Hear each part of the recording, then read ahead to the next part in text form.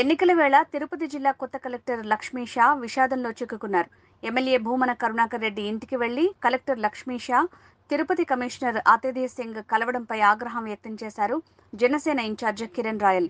గత లోక్సభ ఉప ఎన్నికల్లో ఓట్ల చేర్పులు, ఫేక్ ఐడీల విషయంలో ఐఏఎస్ గిరీష సస్పెన్షన్ అయినా అధికారుల్లో మార్పు రాలేదని, ఇలాంటి అధికారులతో ఎలా ఎన్నికలకు వెళ్లాలని ప్రశ్నించారు.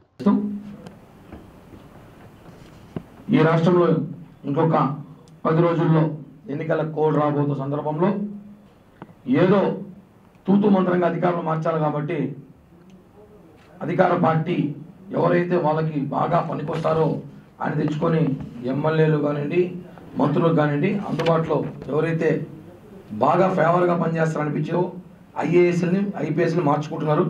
మనం చూసాం తిరుపతి మున్సిపల్ కమిషనర్ గారిని గతంలో మేము బదిలీ చేయమన్నాం. అనేక ఆరోపణలు, దొంగ ఓట్ల విషయంలో హరిత గారిని బదిలీ చేయమన్నాం, బదిలీ చేశారు. కొత్తగా ఐఏఎస్ అతిథి సింగ్ గారు తీసుకొచ్చారు. అలాగే కలెక్టర్ గారు వెంకటరమణారెడ్డి గారు పంపించి కలెక్టర్ గారిని తీసుకొచ్చారు, లక్ష్మీ షా కలెక్టర్ గారిని. ఇప్పుడు ఎస్పీ గారు కూడా బదిలీ చేశారు. ఎస్పీ గారు కూడా ఈరోజు రాబోతున్నారు, కొత్త ఎస్పీ గారు. ఓకే, ఇవన్నీ ఒక పక్కన పెడితే అసలు ఎందుకు బదిలీ చేస్తారు? ఎలక్షన్ వస్తూ ఉంది, నీతి నిజాయితీగా ఎలక్షన్ జరపాలి, నిష్పక్షపాతంగా ఎలక్షన్ జరపాలని ఆలోచనతో బదిలీ చేసినప్పుడు ఇక్కడ అనుమానాలు ఎలా వ్యక్తమవుతున్నాయంటే, ఈరోజు మనం చూస్తున్నాం కలెక్టర్ గారు ఇంకా నిన్న ఆయన ఛార్జ్ తీసుకోవడం వెంటనే తిరుపతి శాసనసభ్యులు కరుణాకర్ రెడ్డి గారి ఇంటికి వెళ్ళి ఆయన్ని సన్మానించి ఆయన పుష్పగుచ్చి ఇచ్చి, సార్ దీనికి అర్థం కలెక్టర్ గారు ఏం చెప్తారు? ఎందుకంటే ఇక్కడ పోటీ చేసేది ఎవరో కాదు, ఇదే పార్టీకి ఎవరైనా పోటీ చేస్తే మాకు అనుమానం రాదు. ఈయన కొడుకే పోటీ చేస్తున్నాడు. ఇప్పుడు మేము ఇంక ఎలక్షన్ ఎలా చేయాలి?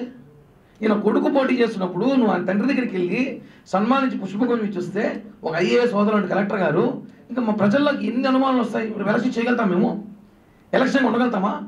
అధికారి, ప్రథమ అధికారి మీరు కలెక్టర్గా కూడా మెజిస్ట్రేట్ కూడా మీరు, ఈ జిల్లా మెజిస్ట్రేట్ మీరు ఈ ఫోటో మీరు అవి కలవడము ఇది చాలా బాధాకరం అండి. ప్రజల్లో చాలా అనుమానాలు వ్యక్తమవుతుంది.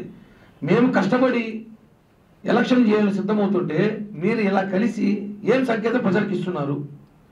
దీనిపైన ఎలక్షన్ కమిషనర్ గారు కూడా దృష్టి పెట్టాలి. ఆయన దృష్టికి తీసుకెళ్తున్నాము. మా లీగల్ టీం ద్వారా, Janasena Telugu Desam party legal team ద్వారా యూపీఎస్సీ చైర్మన్కి, చీఫ్ సెక్రటరీకి, అలాగే ఎలక్షన్ కమిషనర్ గారికి, గవర్నమెంట్ చీఫ్ సెక్రటరీ గారికి ఈరోజు సాయంత్రం కంతా మెయిల్ చేయబోతాం లెటర్లు.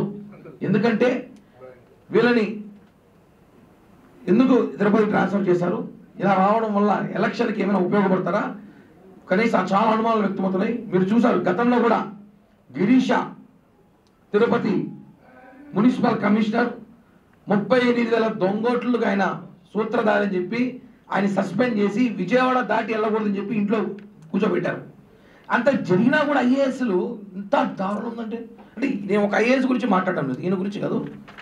ఈవిడ వచ్చింది అతిథి సింగ్ గారు, మున్సిపల్ కమిషనర్, ఏమో రాగానే పరిగి తెలిపింది.